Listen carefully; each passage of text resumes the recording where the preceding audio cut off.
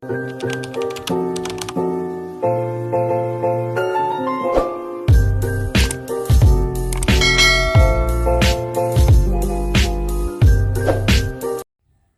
at that, guys, the most precious moment in our life, ha? For me, kanang magpasok ka padulong sa altar sa kaminyoon nya ihatid ka sa mga ginikanan. Okay, so ayan ang groom, napaka excited yan, guys.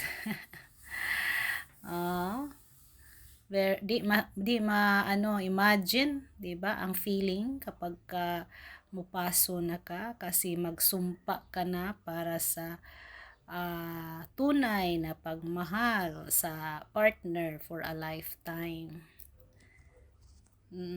So masaya ang pag-aasawa basta mahal talaga ang isa't isa.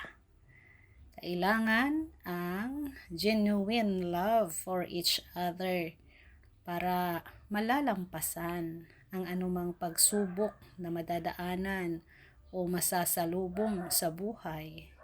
At lakasan talaga ang tiwala at kapit natin sa Diyos. Pagmamahal na kasama ang Panginoon. Because love is God. If you love truly, kasama mo na si Lord doon. Tunay ka ring nagmamahal sa Panginoon. Yan po, guys, ang ating ma-share sa video na ito na kasal po ito kasi ng aking pamangkin, no? So happy and thankful pa rin kami dahil nahanap niya ang kanyang partner for a lifetime. Good luck sa marriage life sa aking pamangkin, Charlene Boyles Cadirao Garcia. For now, Garcia na po siya. No, masaya. Thank you sa mga sponsors at sa lahat ng mga nag-attend sa kasal nila. Naging successful po ito, guys. So, blessed ang lahat. Basta tayo ay may tiwala at pananalig ng ating mahal na Panginoon. Tararan! Ayan, guys. After the wedding ceremony sa church, ayan, papasok sa kainan.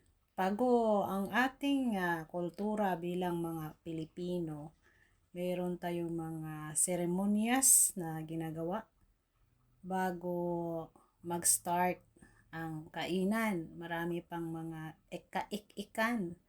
Ayan, so yung pagpaso ng mga ninang at ninong, lahat ng mga kasama sa entourage, ayan. And this is the most exciting moment or part of the program, you know. Yan ang kagandahan pag maayos na pagkaplano ang pagpakasal dahil mai-enjoy din ng mga sponsors or lahat ng mga entourage, and not only them but also all the visitors, no?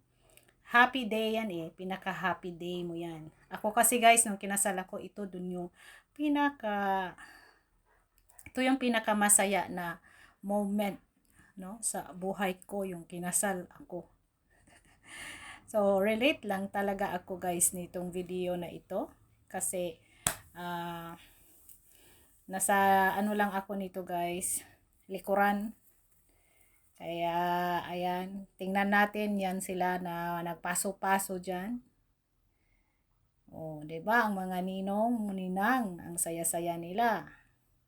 Makasana all ka, guys, na mupaso. Hindi lahat ng tao maka-experience ng ganito or naka-experience ng kasalan, no? So ayan, ang lesson natin dito is planuhin natin ang ating pag-aasawa. Kasi kung mag-boyfriend, girlfriend ka na, kailangan mo naman na forever mo na, kung in love ka talaga, kung tingin mo kayo na, planuhin ng maayos ang pagpakasal. Kaya yan, guys, naging masaya ang araw ng bagong kasal. Kita mo ba naman, no, sa paligid nila, fresh na fresh. Maganda naman yung area na doon dinala ang bisita after sa wedding.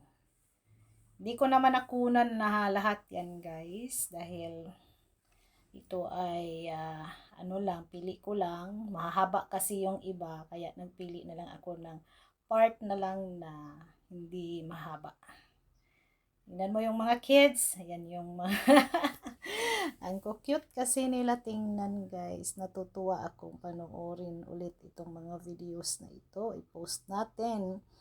So, sana ang mga kabataan ngayon, guys, kung kayo man ay nagpaplanong magkaroon ng masayang buhay bilang may asawa, ayusin natin sa pagplano, no? Planuhin natin ng maayos.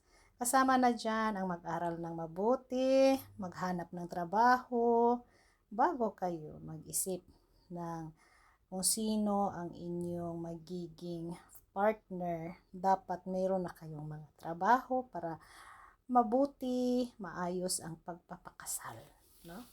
Pagbuhay may asawa, magiging masaya at makabuluhan. Okay? So, yan yung punto kung bakit ko ito sinishare para naman makita na ang excitement kapag ikaw ay ikakasal. Hindi man ganoon ka-perfecto ang event, pero masayang panoorin, guys, ang mga bisita. Kasi masaya talaga sila tingnan. Ang daming mga guests dyan. Hindi ko na lang sinali lahat-lahat, no? Pero nandyan, masaya. Napakasaya ng araw. Kaya congratulations sa bagong wedding. More blessing to come, especially to all of